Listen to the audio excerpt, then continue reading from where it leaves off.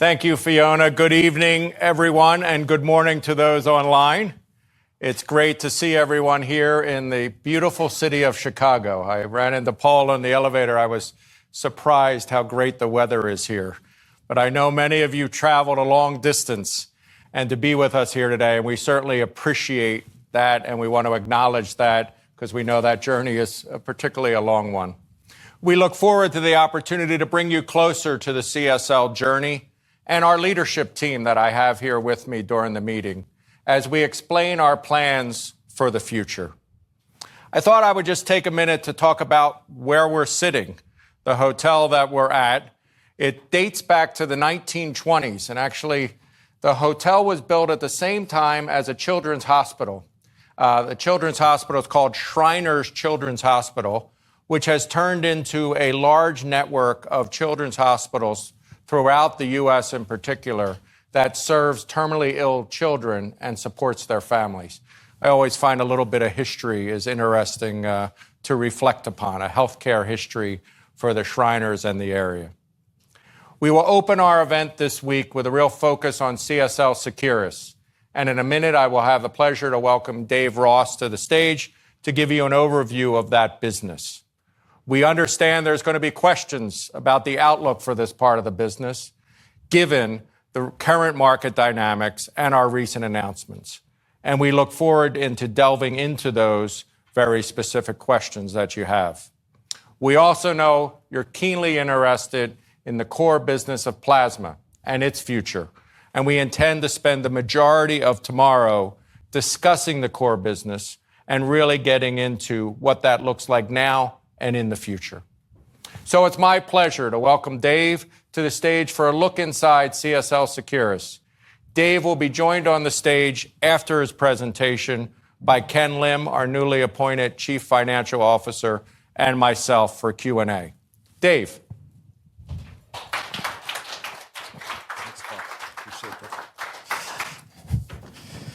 All right, thanks, Paul, for that introduction, and good evening, everybody. You know, CSL Seqirus has been on an incredible journey of growth and market leadership since its inception 10 years ago. And I know that there are some current headwinds that we need to work through, but we need to put those things into proper context. Our business, our strategy, and our prospects for growth are very promising. So with that in mind, let me start by sharing with you the three things I'd like you to take away from our discussion this evening. The first is that influenza is a uniquely complex pathogen amongst the vaccine-preventable diseases. And in that complexity brings opportunities for strategic differentiation.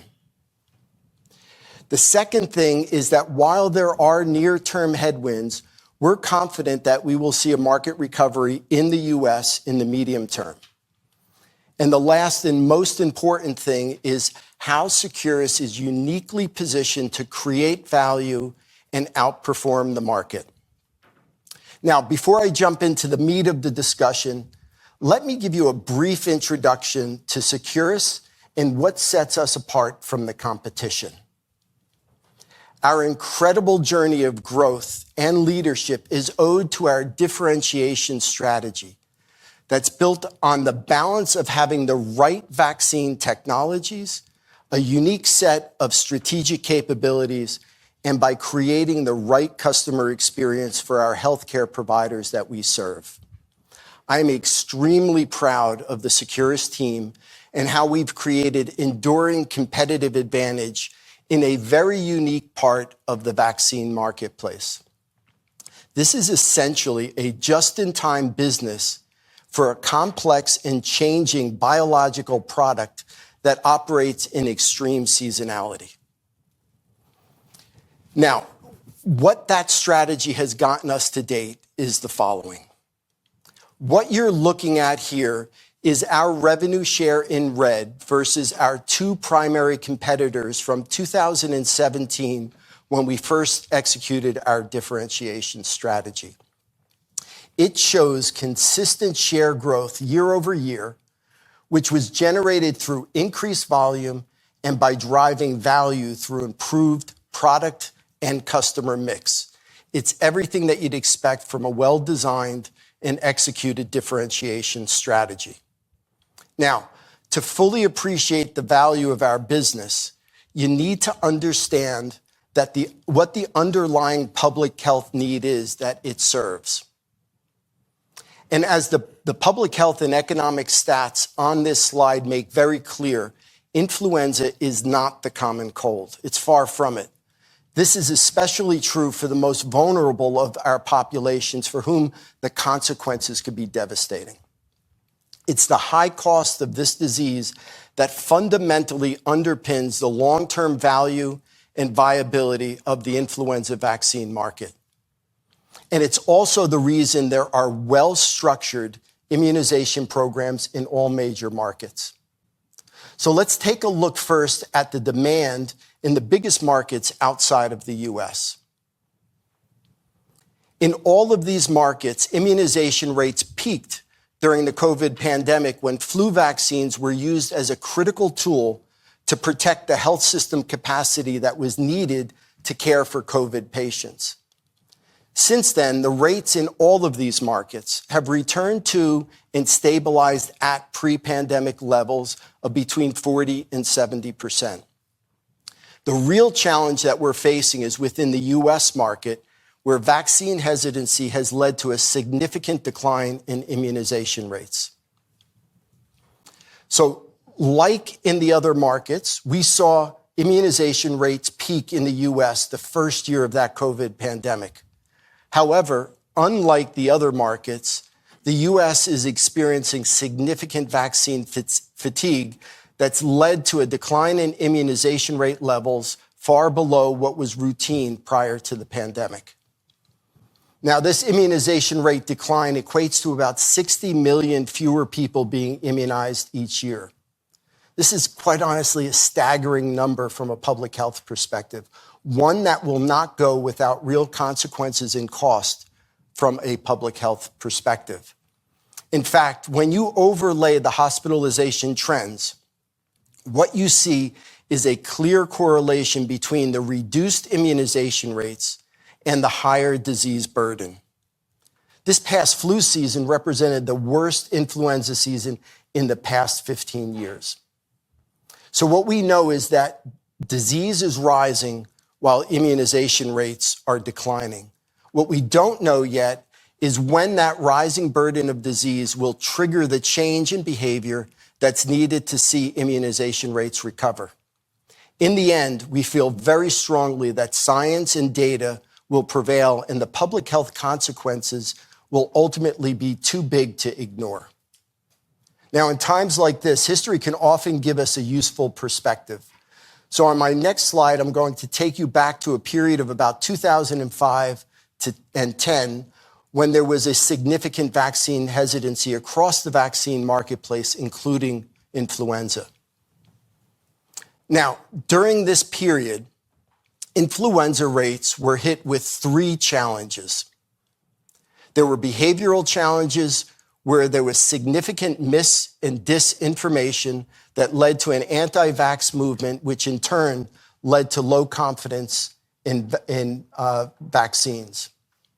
There were structural challenges that limited access for patients to immunization.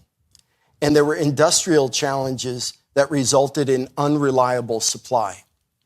But what happened was that the stakeholders across the vaccine market leaned in to solve for these challenges. They were all driven by the common view and understanding that the public health consequences of the approach at that time was resulting in cost and disease burden that was simply too high. So following their collective effort, we saw a nearly doubling of doses administered in the US in the decade and a half that followed. And at that same time, we saw the market value of influenza vaccine grow by nearly fivefold due to the launch of higher valued differentiated vaccines. In the headwinds we're currently facing, we don't see the structural or industrial challenges that we faced at that time. What we're experiencing are the behavioral challenges caused by this mis- and disinformation regarding vaccine safety and effectiveness. And like with the last period of vaccine hesitancy, we believe that the science and the data will drive a similar response from stakeholders to take action. Now, in fact, we're beginning to see stakeholders mobilize. We're seeing patient advocacy groups that are implementing more and broader educational and awareness programs. We're seeing medical societies and newly formed advisory groups are taking steps to preserve and promote evidence-based decision-making. And insurers have confirmed their coverage of vaccines based upon their inherent health economic benefits. And to support these efforts, Securus will continue to gather compelling evidence on the benefits of our vaccine, which will do two things. It will help healthcare providers make informed clinical decisions for their patients and should help improve public confidence in vaccines. Now, while immunization rate recovery is important to the growth of our business and the overall market, it's only one part of our growth story. So let me explain what I mean by that. Influenza is a very complex virus, and in that complexity are opportunities to create strategic differentiation in ways that healthcare providers will value. Flu is one of the most highly variable pathogens for which we immunize. There are multiple circulating strains that are continuously evolving, drifting and shifting so that the attack rates and the virulence could vary from season to season, and the at-risk populations can also vary from year to year. It's a highly seasonal viral activity with two prominent disease seasons, one in the northern and one in the southern hemisphere. The viral complexity creates a need for a very specialized capability, especially to participate in the higher value enhanced vaccine space we occupy. Now, add to this the operational challenges of having to reformulate the vaccine every year to match the circulating strains. It's essentially like launching a new product every year. And this requires a very different kind of manufacturing excellence and agility. There are also unique supply chain challenges as the vaccines are released on a rolling basis during the immunization season, all without the traditional safety stocks that you'd see with other vaccines. And then there's the fact that our customers, the healthcare providers, execute about 95% of all of their immunizations for flu over a short 12-week period. Now, when you combine all of this complexity, it's essentially a just-in-time business for a very complex biological product that operates, as I said, on an extreme seasonality. At Securus, we welcome each of these challenges as opportunities to differentiate Securus in ways that create value to the healthcare providers we serve. In fact, we take a very holistic approach to our differentiation strategy. It's about three things. It's about having the right vaccine technology, the right business capabilities, and about creating the right customer experience. I would say that our differentiation strategy is equal parts of each of these three things. But I want to take a moment to comment on our customer experience focus because it gives you a little bit of a glimpse into our culture, which I believe underpins a lot of our success. As a flu-focused business, we ground our company's purpose in meeting our customers' needs, the healthcare providers. We essentially reverse engineer from their vaccine and operational needs to determine where our focus and resources should be directed. Now, let me bring some of these capabilities to life with a few examples of what sets Securus apart from the competition. Let's start with what makes our technology and our portfolio so valuable from a clinical perspective. Now, when you look at flu, there are many circulating strains each year as depicted on this graphic. The WHO then selects the strains that they believe will be the most prominent for the upcoming season. When it comes to a standard egg-based vaccines, the problem is that egg adaptation happens in the manufacturing process. This occurs because you're growing a mammalian virus, one that can infect a human, in an avian egg. And this adaptation will lead to some drift from the selected strain that can cause a standard egg-based vaccine to be less effective. Now, to solve this problem in our senior population, we add MF59 adjuvant to our vaccine to make Fluad.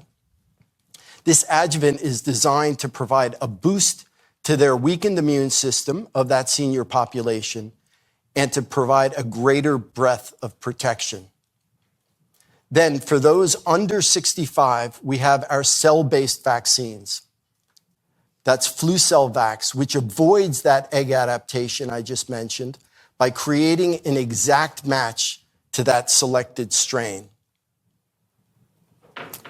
And there's a growing compendium of real-world evidence that's showing that Flucelvax is providing better protection than standard egg-based vaccine, especially when there's significant egg adaptation.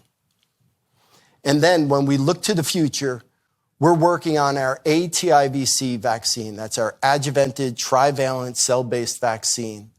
That combines an optimized dose of our adjuvant with an optimized dose of our cell-based antigen to create what we believe has the potential to become the new standard of care for the populations for which it's licensed.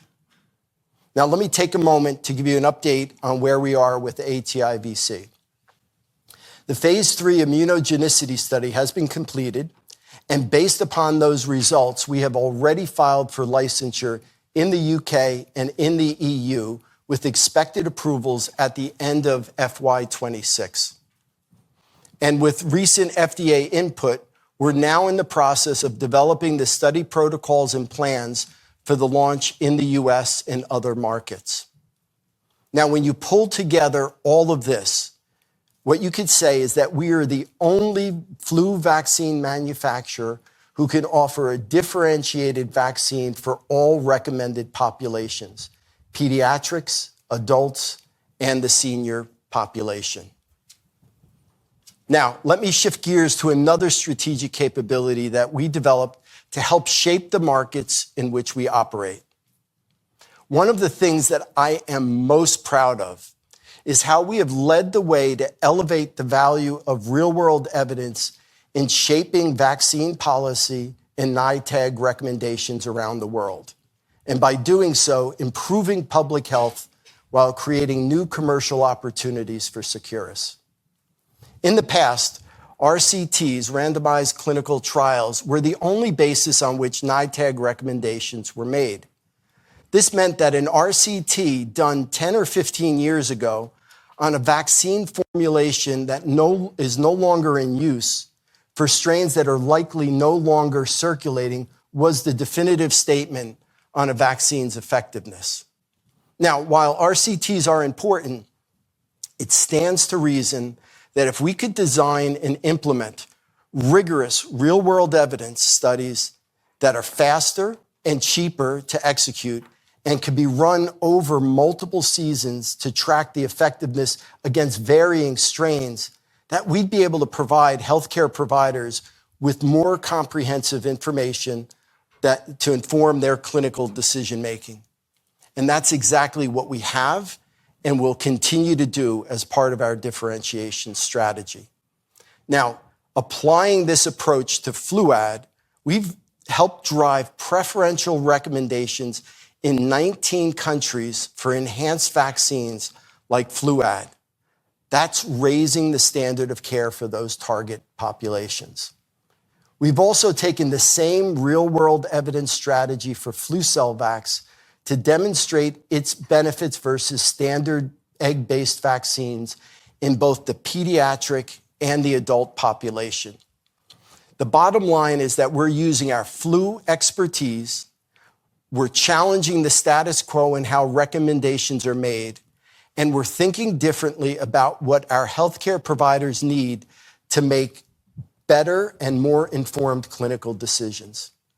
We're shaping the markets in ways that improve public health while creating growth opportunities for our products.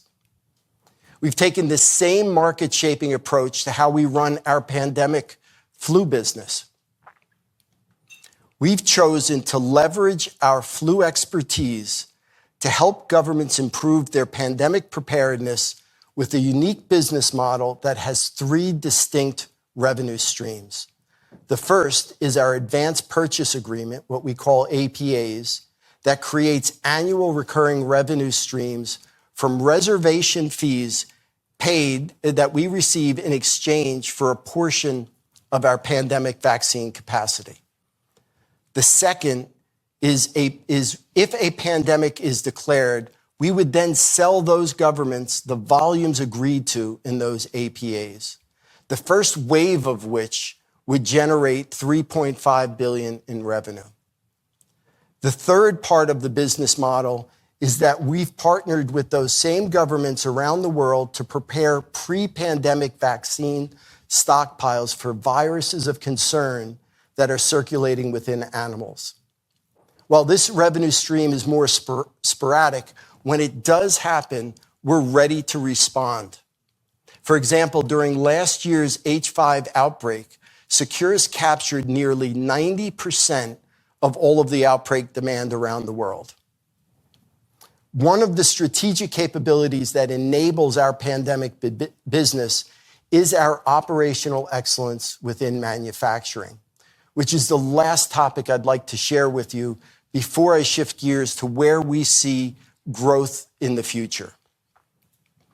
As I've mentioned earlier, the challenges of annual strain changes coupled with the unique supply chain needed and the condensed manufacturing cycle time creates meaningful opportunities for differentiation. Our investments to date have strengthened our global footprint, enhanced our capabilities, and created the agility needed to serve our northern and southern hemisphere customers while creating the warm base needed to execute our pandemic strategy.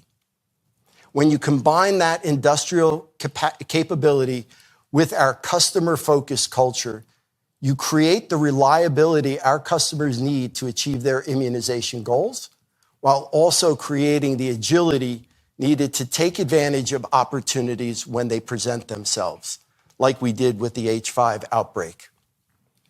This leaves one piece of information I'd like to share with you, and that's where we see our future growth coming from.